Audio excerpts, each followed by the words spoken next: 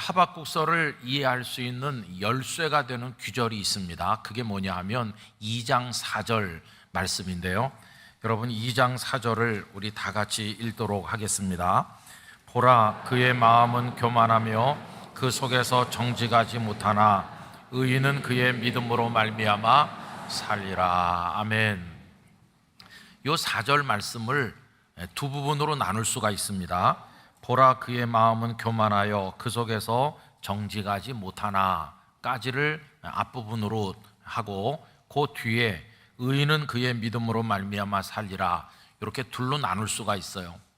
자, 그러면 이제 앞부분을 먼저 생각을 해보려고 하는데, 보라, 그의 마음은 교만하여 그 속에서 정직하지 못하나, 이게 뭐냐 하면은 하박국이 살던 상황, 그 환경을 말해요.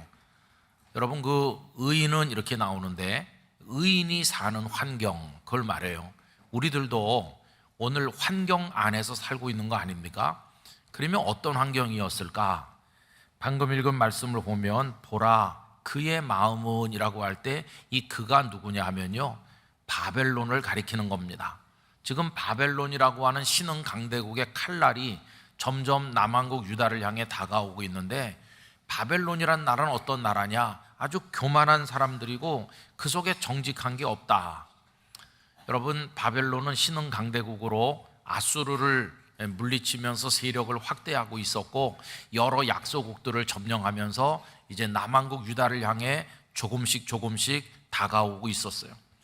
그들은 하나님을 모르는 우상숭배자들이고 난폭한 자들이고 가차없이 작은 나라들을 점령하는 그런 나라였어요. 그러니까 다시 말하면 아주 나쁜 강대국이다, 그렇게 말할 수 있어요. 여러분, 이게 하박국이 살던 어떤 국제적인 상황이에요. 오늘 우리들도 국제적인 상황 속에 살고 있죠. 국제 정치, 국제 군사, 그런 것 속에 있죠. 북한의 핵위협, 그리고 중국, 러시아, 미국, 일본 등 강대국의 틈새에 우리도 끼어서 연일 그 뉴스에 귀를 기울이면서 살아가고 있는 것과 마찬가지죠. 또 한 사람 하박국이 살아가는데 어떤 국제적인 그런 상황만이 영향을 미치는 게 아니고, 그가 사는 그 사회도 그에게 영향을 미쳐요.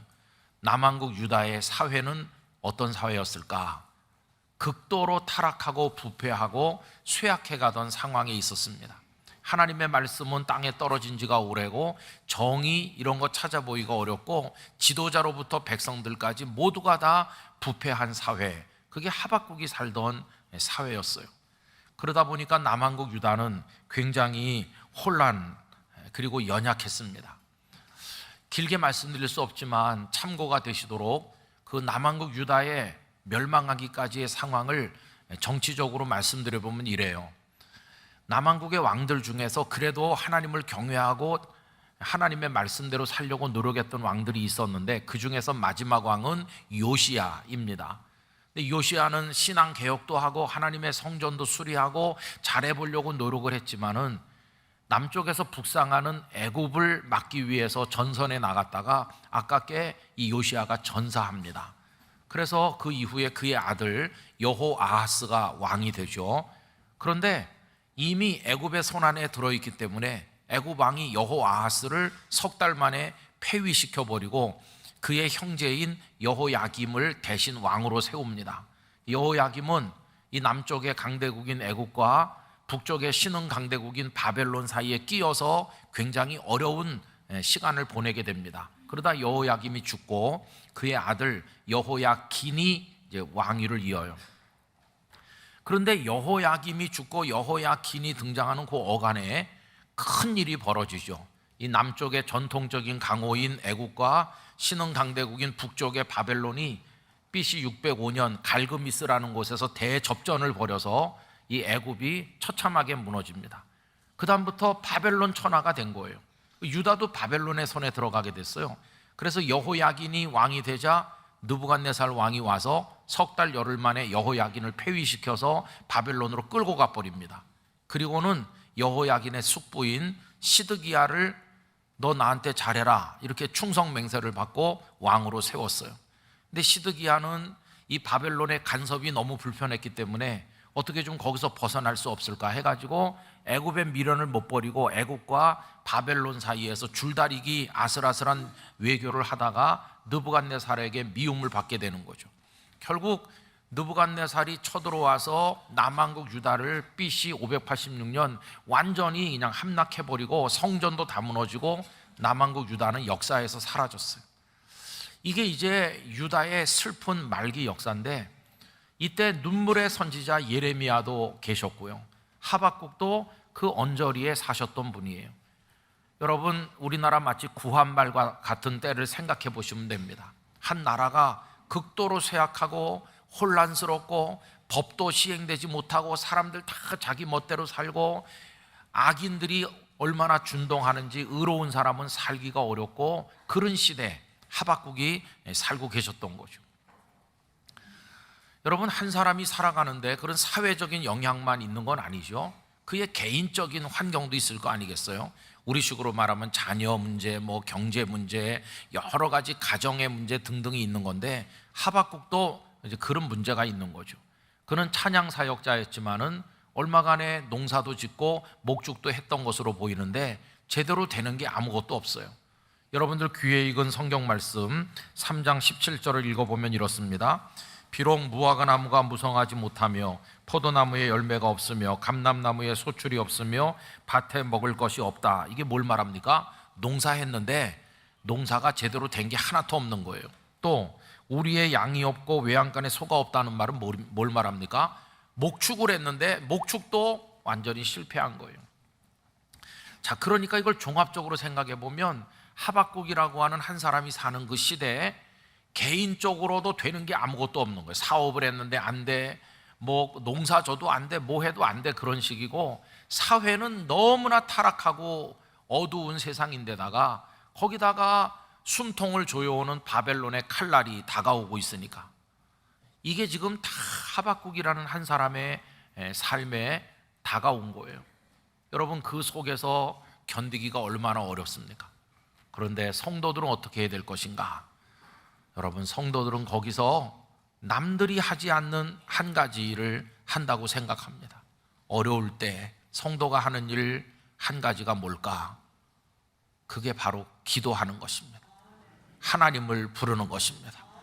하나님 앞에 나가는 거예요. 그 어려운 순간에 우리가 할 수 있는 일, 해야 될 일이 뭐냐 하면 하나님 앞에 부르짖는 거예요. 우리 성도님들께서도 힘들고 어려울 때 하나님이 계시다는 사실을 잊지 마시기를 바랍니다. 그리고 하나님께 부르짖어 간구하시길 바랍니다. 이제 하박국도 하나님 앞에 부르짖는 거예요. 그런데 너무 힘들기 때문에 하박국의 부르짖음은 이렇게 아주 온순한 기도가 아니었어요. 하나님 앞에 예절을 갖춰서 드리는 기도가 아니었어요. 그의 기도는 하나님을 향해 막 따지듯이 항의하듯이 대들듯이 좀 무례해 보이는 기도를 하나님 앞에 드린 것을 볼 수 있어요. 우선 그는 자기가 살고 있는 세상에 대해서 탄식했습니다. 하나님, 우리 유다 사회가 얼마나 부패했는데 왜 이대로 방치해 두십니까? 이런 식으로 하나님께 따지는 거죠. 그게 1장 2절부터 4절까지 나오고 있습니다. 여호와여, 내가 부르짖어도 주께서 듣지 아니하시니 어느 때까지리이까? 내가 강포로 말미암아 외쳐도 주께서 구원하지 아니하시나이다. 어찌하여 내게 죄악을 보게 하시며 패역을 눈으로 보게 하시나이까? 겁탈과 강포가 내 앞에 있고 변론과 분쟁이 일어났나이다. 이러므로 율법이 해이하고 정의가 전혀 시행되지 못하오니 이는 악인이 의인을 애워쌌으므로 정의가 굽게 행하여 짐이니이다. 이렇게 쏟아놨는데 한마디로 말하면 하나님 보고 계시긴 보고 계신 겁니까? 그런 말이에요. 왜 이 악한 사람들을 그냥 방치하십니까? 어떻게 좀 혼쭐을 내시지 않고요? 참 답답합니다, 하나님. 이제 이런 탄원을 하나님 앞에 올린 거죠. 여러분, 우리가 세상을 보면 이런 탄식이 저절로 나와요. 나쁜 사람 너무 많은데, 세상에 죄악이 너무 가득 찼는데 왜 하나님은 가만 계시지? 이런 생각이 들잖아요. 그럼 여러분, 하나님께서 가만 보고만 계셨을까요? 아니에요. 하나님께서 하박국에 주신 대답이 1장 6절에 나옵니다. 1장 6절, 보라, 내가 사납고 성급한 백성, 곧 땅이 넓은 곳으로 다니며 자기의 소유가 아닌 거처들을 점령하는 갈대아 사람을 일으켰나니. 이게 뭡니까? 자기 소유가 아닌 거처들을 점령한다. 다른 나라 땅덩어리들을 마구 점령하는 누구요? 갈대아 사람들. 누구죠? 바벨론, 느부갓네살 왕을 말하는 거예요. 내가 남왕국 유다의 타락과 부패를 구경만 하는 줄 아느냐? 아니, 나는 너희들을 호되게 때리려고 채찍을 이미 준비했고 그 채찍이 지금 다가오고 있다. 그 채찍이 뭔지 아느냐? 갈대아 바벨론 군대가 너희에게 다가오고 있다. 남왕국을 내가 심판할 것이다. 이게 하나님의 대답이었어요. 하박국이 하나님 왜 가만 보고만 계셔요? 그랬더니 하나님은 천만에 내가 왜 보고만 있어? 종아리 때리려고 채찍이 다가오고 있다니까. 이렇게 대답하신 거예요. 그럼 여러분, 이 하나님의 대답이 임했을 때 하박국의 마음이 후련했을까요? 그러면 그렇지, 하나님께서 가만히 계실 분이 아니시지, 이 나쁜 놈들 한번 혼나봐야 된다, 이렇게 속이 후련했을까요? 하박국은 더 큰 충격을 받았습니다. 왜 그러냐 하면 하나님이 준비하신 채찍이 바벨론 군대인데 이게 이해가 안 되는 거예요. 왜냐하면 바벨론 군대는 아예 하나님을 알지도 못하는 우상 숭배자들이잖아요. 포악한 나라잖아요. 그런데 자기 남왕국 유다는 비록 타락했긴 했지만 형식적이긴 하지만 그래도 아직도 제사도 드리고 하나님을 부르는 사람들 아니에요. 그럼 누가 더 악하냐? 바벨론이 더 악할 것 같은데 더 악한 바벨론을 데려다가 그나마 하나님의 백성이라는 그런 우리들을 때린다고 하는 건 이건 이상하지 않느냐. 그래서 후련하기는커녕 속이 더 꽉 막혔어요. 그래가지고 하나님 앞에 또 항의를 합니다. 여러분, 그 항의의 한 조각이 1장 17절이라고 할 수 있습니다. 그가 그물을 떨고는, 이 그는 바벨론을 말해요. 바벨론이 그물을 떨고는 계속하여 여러 나라를 무자비하게 멸망시키는 것이 옳으니까. 이렇게 항의하죠. 여러분, 고기 잡는 사람이 물고기를 잡기 위해서 그물을 던져요. 그러면 여러 마리 잡혔어요. 그럼 그물을 떨어가지고 물고기를 그릇에 담으면 집에 가야 되는데 이 어부는 그거 가지고 만족을 안 하고 계속 그물을 던지는 거예요. 이 바벨론이 여러 나라를 이미 점령했는데 만족을 모르고 계속해서 다른 나라들을 침략하는데, 그런 나쁜 나라를 데려다가 우리나라를 치신다는 게 그게 또 저는 이해가 안 됩니다. 이렇게 하나님 앞에 항의하는 거죠. 여러분, 여기서 이제 우리가 좀 생각을 해봐야 돼요. 분명히 하나님은 답을 주셨잖아요. 그런데 하박국에게 위로가 됐나요? 하나도 위로가 안 됐어요. 그럼 왜 위로가 안 됐을까요? 지금 우리도 그래요. 우리도 나와서 예배하고 하나님 이렇게 하면서 기도도 하잖아요. 그런데 하나님 지금 우리에게 답을 주고 계시는데 그래서 속이 후련하세요? 해갈이 되셨어요? 여전히 답답한 채로 있는 분들이 많아요. 그 원인이 하나님께 있는 게 아니라 우리에게 있는 거죠. 우리가 시각을 교정할 필요가 있어요. 여기 하박국의 문제는 뭐냐 하면요, 그의 시선이 어디를 향하고 있냐 하면 환경을 향하고 있어요. 국제적인, 또 유다 국내적인, 그리고 자기 개인적인 최악의 환경을 바라보는 거예요. 내가 왜 이렇게 불행한가? 나쁜 환경 때문이야. 그래서 그의 생각은 환경이 좋게 바뀌면 난 행복해질 수 있을 거야 라고 생각하면서 모든 게 그 환경에 가 있는 거예요. 그러면 그의 눈길이 환경에 가 있기 때문에 누구를 바라보지 않을까요? 하나님을 바라보지 않는 거예요. 아까 우리가 하박국서를 이해하는 열쇠가 2장 4절이라고 그러면서 뒷부분을 남겨놨는데 이제 그 뒷부분을 봐야 되는 거죠. 2장 4절 뒷부분이 뭐냐 하면 의인은 그의 믿음으로 말미암아 살리라 할 때 그 의인이 바로 이 사람이에요. 빵에다 마음을 두지 아니하고 하나님께 마음을 둔 사람. 빵이 나를 행복하게 하는 게 아니라 하나님이 나의 즐거움입니다. 그렇게 말하는 사람이 의인이에요. 그 사람은 빵으로 사는 사람이 아니라 뭘로 산다고요? 그의 믿음으로, 누구를 향한? 하나님을 향한 믿음으로 사는 사람이 된다는 것이에요. 여러분, 우리 모두의 신앙이 2장 4절의 후반부에 도달하기를 원합니다. 나는 빵에 쫓아다니는 사람이 아니라 하나님을 바라보는 믿음으로 살겠습니다. 그게 이제 오늘날의 의인이라고 말할 수 있는 거죠. 전에도 말씀드린 것처럼 일찍부터 이제 공부한다고 기숙사에 나가 있던 저희 아들이 가끔 집에 오면 엄마가 뭐 아들 먹인다고 음식을 만들어서 먹여요. 그러면 또 먹고 좀 있다가 보따리 싸가지고 학교 기숙사로 가면 엄마는 마음이 안 돼가지고 아유 우리 아들 좀 더 맛있는 걸 해줄 걸 이렇게 말해요. 그럼 그 녀석은 나가면서 이렇게 말해요. 무엇을 먹느냐보다 중요한 것은 누구랑 먹느냐다. 이렇게 말하면서 자기 엄마를 찡하게 하고 가요. 여러분 이게 제대로 된 겁니다. 그죠? 무엇을 먹느냐에 매달리는 게 그게 기복주의인 거예요. 빵. 그러나 누구랑 먹느냐가 중요한 거죠. 설령 안 먹어도 사랑하는 이와 있는 걸 원하는 거잖아요. 우리는 하나님과 같이 있는 걸 선택해야 되는 거죠. 그게 신앙의 본질인 것이에요. 신앙의 본질. 빵을 위해서 하나님을 믿는 게 아니라 하나님 그분이 우리의 목적이 되는 것입니다. 그게 건강한 신앙의 구조인 걸 알게 돼요. 자, 그래서 이제 하박국서는 3장까지 우리가 읽어보면 1장만 읽어가지고는 아까 제가 소화불량 걸린다고 그랬는데 이제 하박국의 하나님에 대한 생각이 달라진 것이에요.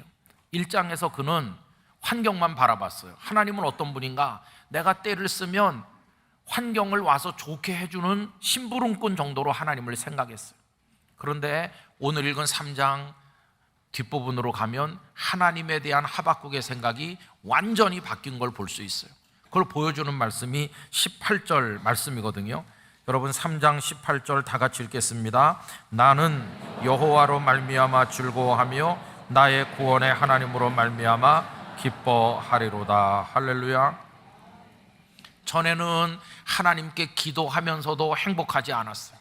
하나님을 부르면서도 불만이 가득하고 원망이 가득했어요. 왜? 환경이 나쁘다고 자꾸 생각하니까. 그러나 이제는 달라졌어요. 환경은 눈에 들어오지 않고 하나님만 보이기 시작했어요. 하나님을 가만히 보니까 하나님만으로도 즐거워할 수 있다는 걸 알게 됐어요.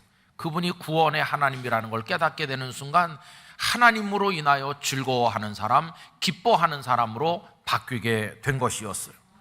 오늘 설교 제목이 하나님에서 하나님에로인데 하나님은 동일하신 한 분 하나님이신데 하나님을 바라보는 하박국의 눈이 달라진 거죠. 1장에서는 나의 필요나 채워주시는 때 쓰면 달려오는 심부름꾼 하나님 정도로 생각했는데 환경이 바뀌지 않으면 언제나 그래서 불행한 건데 3장에서 하박국은 환경은 눈에 들어오지 않고 하나님만 보이는 거예요. 하나님만 내게 계시면 나는 행복하다, 즐겁다 그렇게 말하게 됐어요. 3장 18절 이렇게 고백할 때 환경이 어떻게 됐을까요? 좀 개선됐을까요? 아니요. 더 어려워졌다는 걸 알 수 있어요. 여러분 3장 16절 말씀 보십시오. 내가 들었으므로 내 창자가 흔들렸고 그 목소리로 말미암아 내 입술이 떨렸다. 그렇게 말하죠.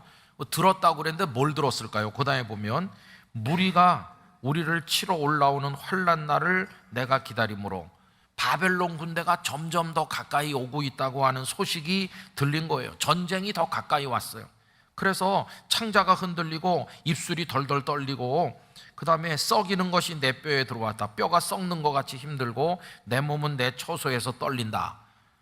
말하자면 자기 집 아랫목에 이불 덮어쓰고 있어도 덜덜덜덜 떨리는 그런 두려움이 찾아왔다는 거예요. 상황이 해결되기는커녕 더 어려워졌죠.